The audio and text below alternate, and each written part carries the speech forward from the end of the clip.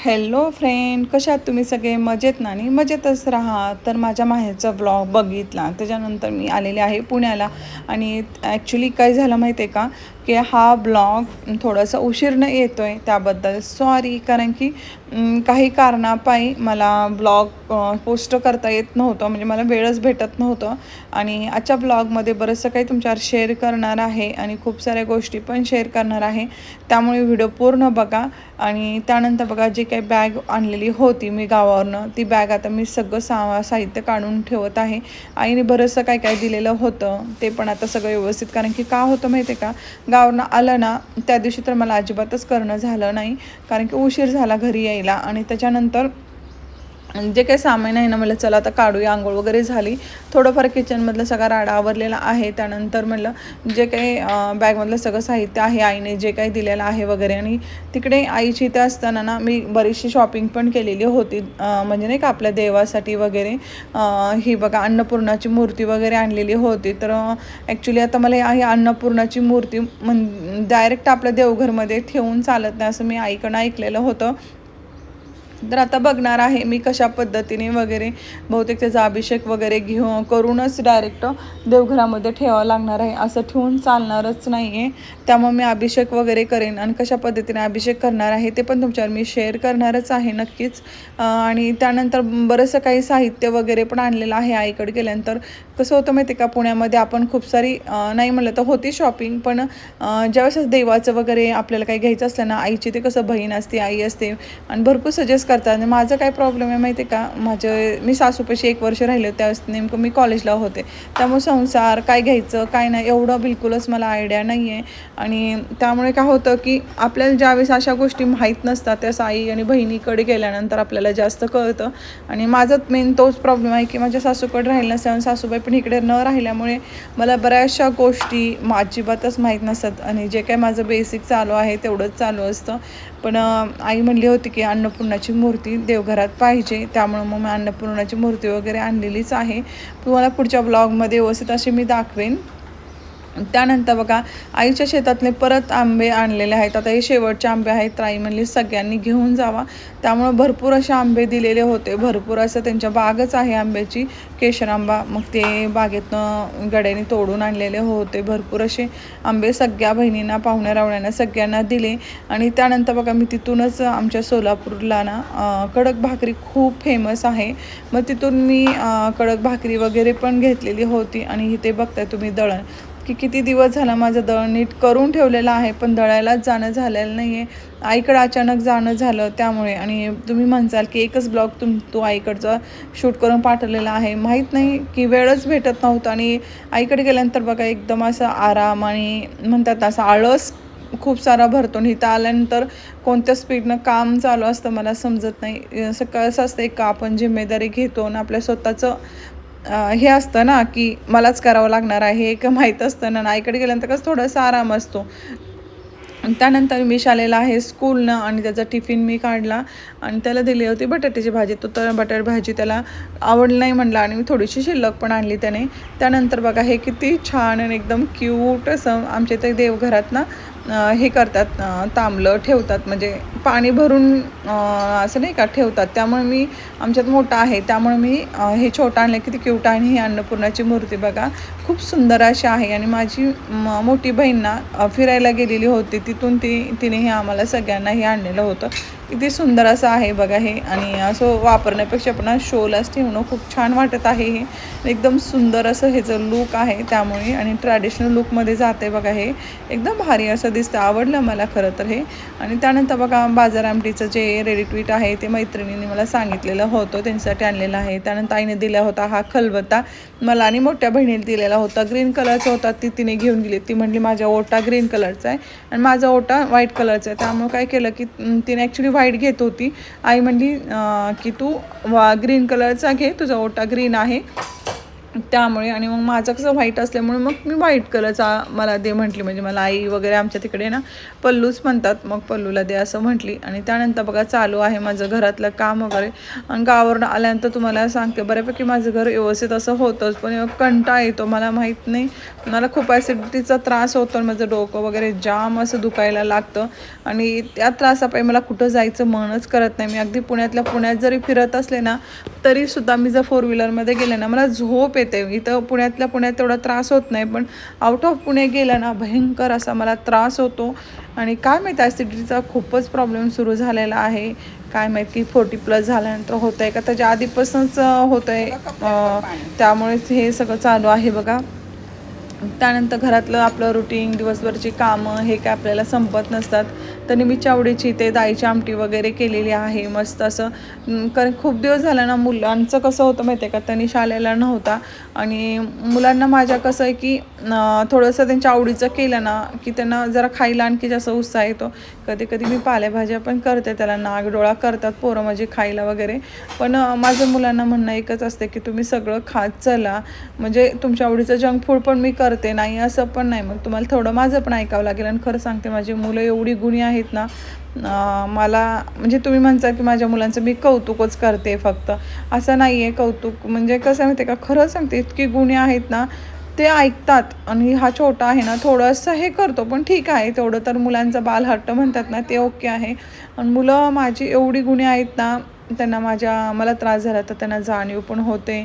आणि त्यांना खूप म्हणजे खूप त्यांना हे वाटतं. मान्य आहे की 4 लोकात नाही जरी मिक्सच, आणखी त्यांना तेवढी सवय नाही ना, त्यामुळे. आणि मला एवढी गॅरंटी की ते होऊन जातील मिक्स वगैरे.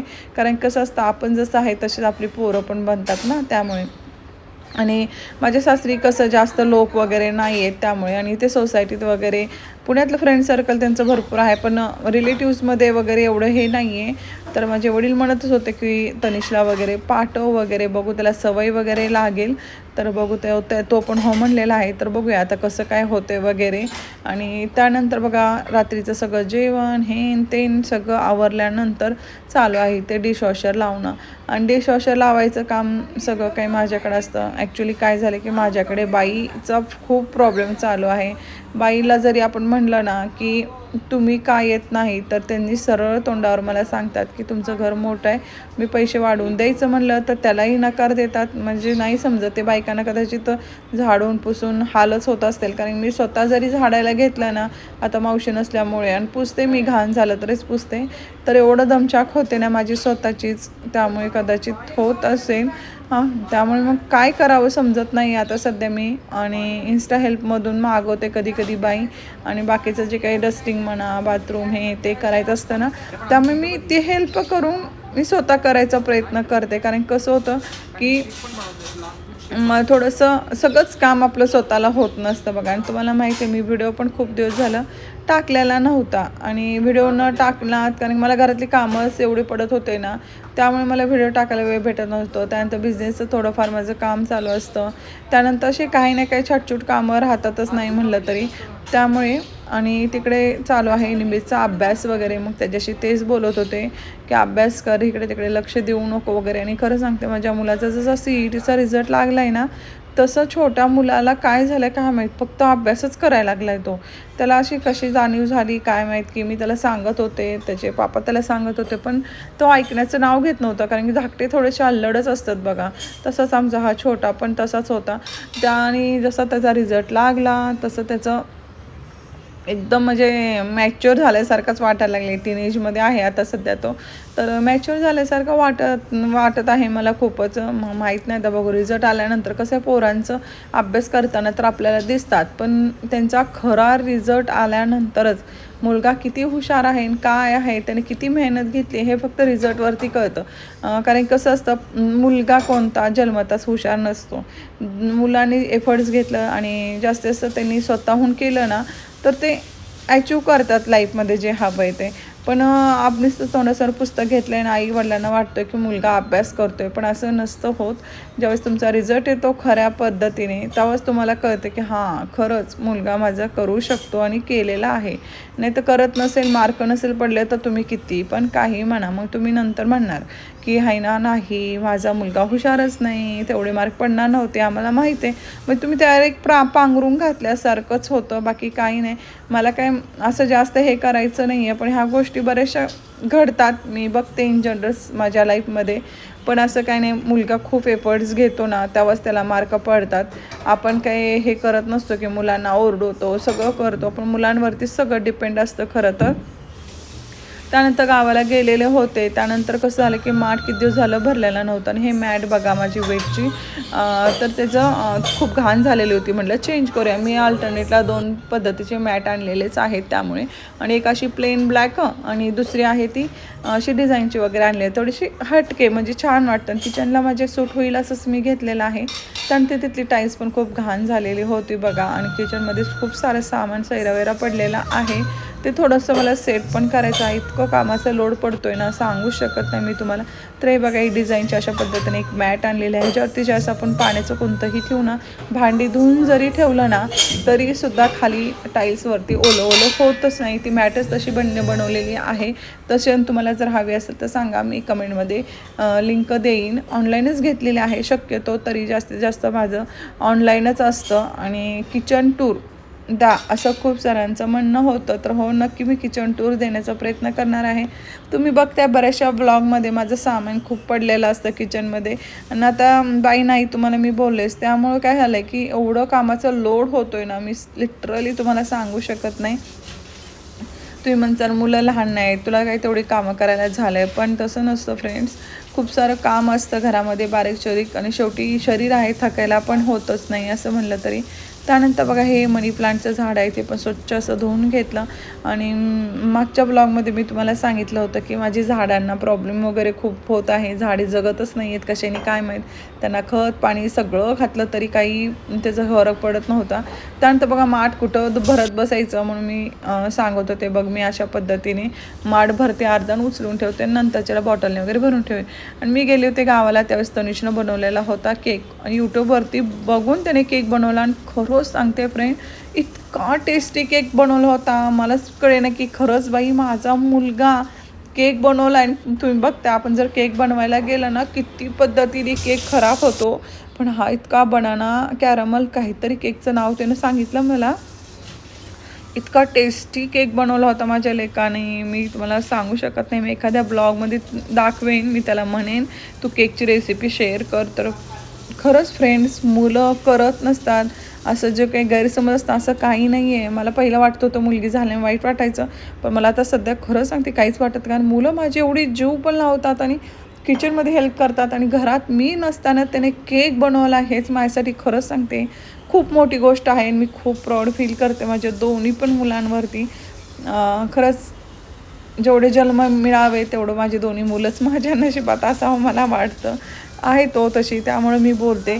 आणि त्यानंतर जे काय ओट्याचा राडा सगळं आवरलं, माठ भरून ठेवला, डेरा आपण म्हणतो आमच्या इकडे, ते पण भरून ठेवत आहे मी आता. कारण अर्धा भरला, पूर्ण भरायला गेलं तर ते तुटतो ना ह्यासाठी. त्यानंतर बघा ही तर जी सिस्टीम केलेलं आहे ना आम्ही, अशा पद्धतीने तिथे बॉटल म्हणा ग्लास वगैरे ठेवून आपण पाणी हे करू शकतो, त्यासाठी ती सिस्टीम केलेली आहे. तर होम म्हणजे आपलं किचन टूर होईल ना त्यात तुम्हाला मी कळेलच. आणि हा जो ओट आहे ना मी मेंटेन कसं करते ह्याबद्दल एक व्हिडिओ बनवलेला आहे, तर तुम्ही जाऊन बघू शकता, आपल्या चॅनलवरती आहे.